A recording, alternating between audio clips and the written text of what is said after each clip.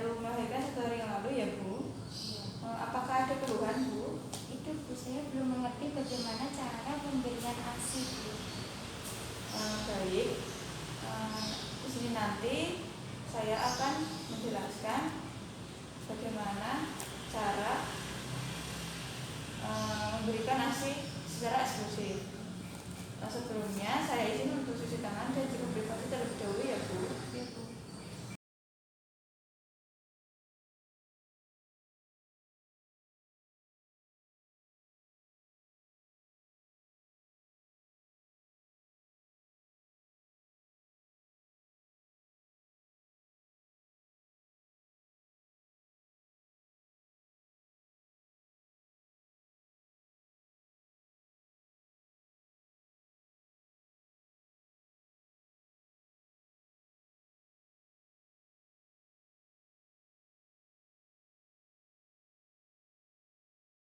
Baik Bu, tadi sudah dilakukan pemeriksaan PTV ya Bu. Hasilnya tekanan darah Ibu 110/80 mmHg, nadinya 80 kali per menit, suhunya 36,7 derajat Celcius, respirasinya 27 kali per menit. Kemudian ASI-nya sudah keluar, itu ASI kolostrum ya Bu. Baik, di sini nanti saya akan menjelaskan itu tujuannya agar Ibu mengetahui bagaimana cara memberikan ASI secara eksklusif ya Bu. Sebelumnya apakah Ibu sudah mengetahui apa itu ASI eksklusif? ASI eksklusif itu ASI yang diberikan selama 6 bulan. Iya Bu, benar ya Bu. ASI eksklusif itu diberikan sejak bayi baru lahir ke dunia hingga berusia 6 bulan. Itu tanpa tambahan asupan makanan yang lain ya Bu.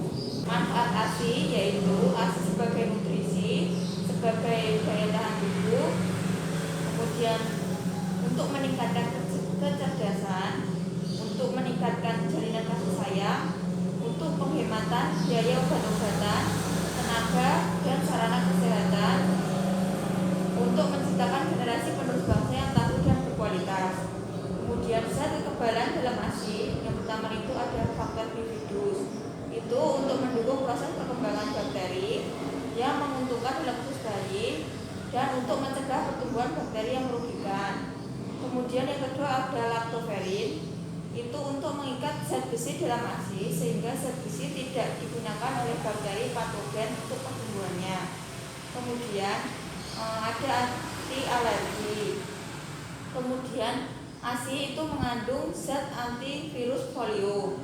Kemudian ASI membantu pertumbuhan selaput usus bayi sebagai perisai untuk menghindari zat-zat merugikan yang masuk ke dalam peredaran darah. Kemudian saya akan menjelaskan jenis-jenis ASI ya Bu. Yang pertama itu ada ASI kolostrum, merupakan cairan yang pertama kali cairan kental dengan warna kekuning-kuningan dibanding susu matur. Kemudian ASI kolostrum itu disekresi dari hari ke-1 sampai ke-3. Jika dipanaskan maka akan menggumpal, sedangkan ASI matur tidak ya Bu. Kemudian ASI kolostrum merupakan pencahar yang ideal untuk membersihkan mekonium dari usus bayi yang baru lahir dan mempersiapkan saluran pencernaan makanan bayi bagi makanan yang akan datang. Kemudian ASI kolostrum itu lebih banyak mengandung karbohidrat, protein, mineral, antibodi, dan dapat meningkatkan perlindungan bagi bayi sampai umur 6 bulan dibandingkan dengan ASI matur. Kemudian jenis ASI yang kedua itu ada air susu masa peralihan, merupakan ASI peralihan dari kolostrum sampai menjadi ASI yang matur.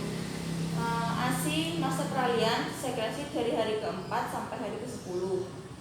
Kadar protein lebih rendah, sedangkan kadar karbohidrat dan lemak semakin tinggi dan volume juga meningkat ya Bu.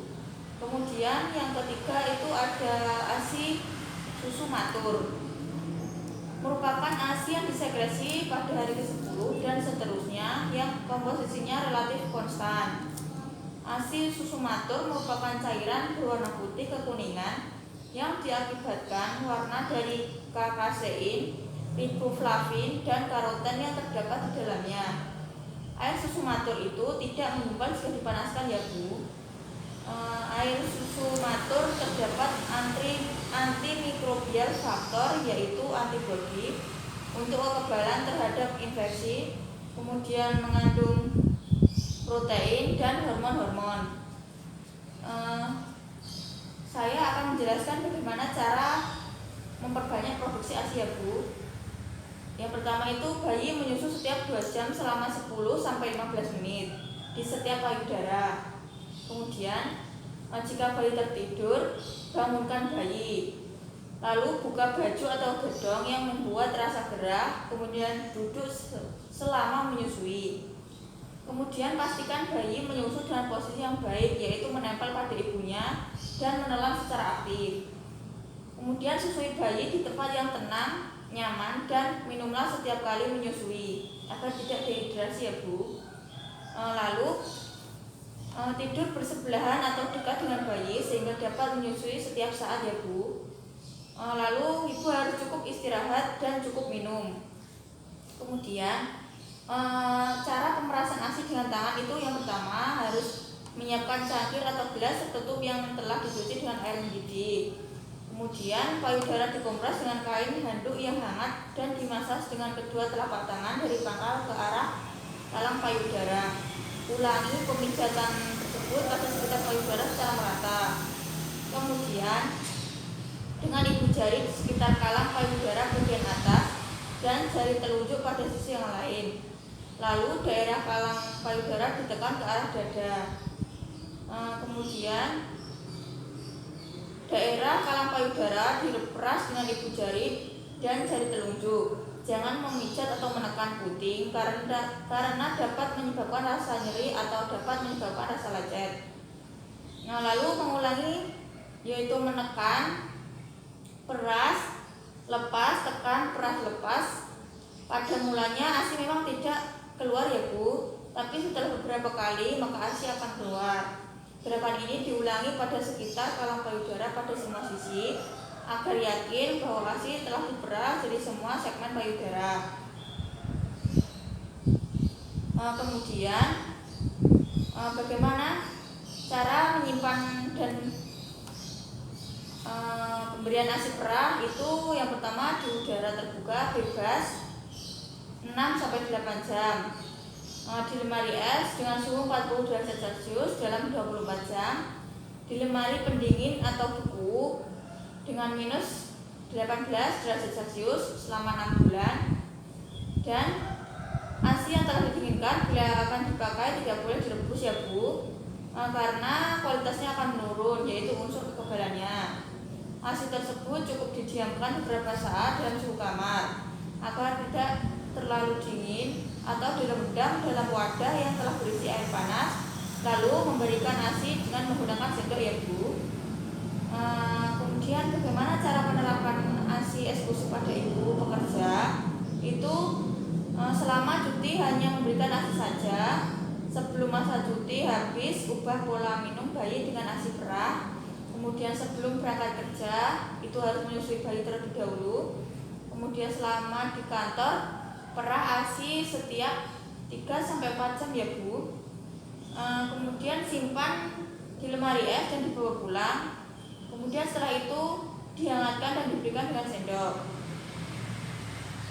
Mungkin hanya itu saja yang dapat saya sampaikan Bu. Apakah ada yang ditanyakan?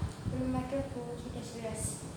Baik, apabila sudah jelas saya ingin melakukan evaluasi ya Bu. Coba jelaskan apa saja jenis-jenis ASI Bu.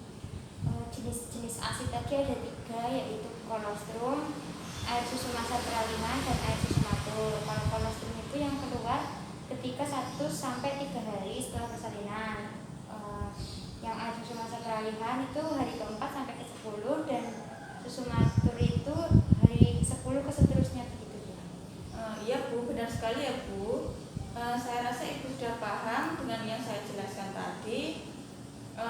Nanti apabila Ibu ada yang ingin ditanyakan atau ada keluhan, Ibu mohon menghubungi perawat atau bidan yang sedang berjaga ya Bu. Mungkin itu saja yang dapat saya sampaikan.